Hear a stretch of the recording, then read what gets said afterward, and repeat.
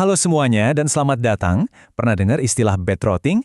Atau mungkin lebih familiar sama istilah mager di kasur? Nah, hari ini kita bakal kupas tuntas fenomena yang lagi viral banget ini. Kamu pernah nggak sih ngerasa capek banget, benar-benar lelah fisik dan mental, sampai rasanya tuh cuma pengen seharian di kasur aja? Nggak ngapa-ngapain, cuma rebahan.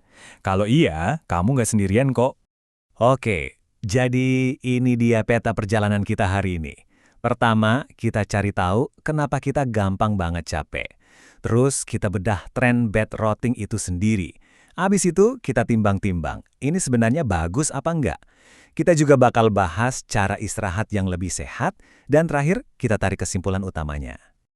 Oke, kita mulai dari pertanyaan paling mendasar. Kenapa sih di zaman sekarang ini rasanya kita semua gampang banget capek? Apa penjelasan di baliknya? Jawabannya ternyata ada di otak kita. Menurut sebuah buku tentang biopsikologi, masalah utamanya adalah otak kita ini sebenarnya nggak dirancang untuk dunia digital yang serba ngebut kayak sekarang. Otak kita itu ibaratnya masih pakai settingan zaman dulu yang serba lambat. Nah, disinilah letak masalahnya. Ada bentrokan besar. Di satu sisi, otak kita butuh waktu buat istirahat, buat memproses informasi pelan-pelan. Tapi di sisi lain, dunia modern nuntut kita buat selalu on, selalu produktif, dan terus-terusan dibombardir notifikasi. Jadi nggak heran kalau kita sering rasa overload dan capek banget secara mental. Nah, dari perasaan kewalahan inilah, lahirlah sebuah tren di media sosial yang kita kenal sebagai bed rotting. Jadi, penting banget buat kita pahami ya, bed rotting itu bukan soal tidur buat istirahat. Ini lebih ke pilihan sadar buat kabur dari semua tanggung jawab. Jadi ya, seharian di kasur sambil nonton, scrolling media sosial, makan, pokoknya semua dilakuin di kasur. Dan ini bukan cuma sekedar tren iseng-iseng loh. Sebuah survei dari American Academy of Sleep Medicine menunjukkan kalau hampir seperempat atau 24% Gen Z mengaku melakukan bed rotting sebagai cara mereka mengatasi stres. Angka ini nunjukin kalau fenomena ini udah jadi hal yang umum banget, terutama di kalangan anak muda. Oke, sekarang kita sampai ke pertanyaan utamanya. Apakah tren ini sebenarnya bentuk self-care yang baik, atau justru malah bikin kondisi kita makin parah? Kita harus akui dulu, daya tariknya emang kuat banget. Rasanya tuh enak, nyaman, kayak dapat pelarian sementara dari semua tekanan dan tuntutan hidup. Nggak perlu mikir, nggak perlu usaha. Tapi, nah ini tapinya besar banget. Kalau dilakukan berlebihan, ini bisa jadi bumerang. Dari mulai memperburuk gejala depresi dan kecemasan, mengganggu pola tidur malam, sampai bikin badan jadi nggak fit. Bisa jadi ini cuma menutupi masalah kesehatan mental yang lebih serius dan malah bikin kita makin banyak overthinking. Coba deh kita lihat gambaran besarnya.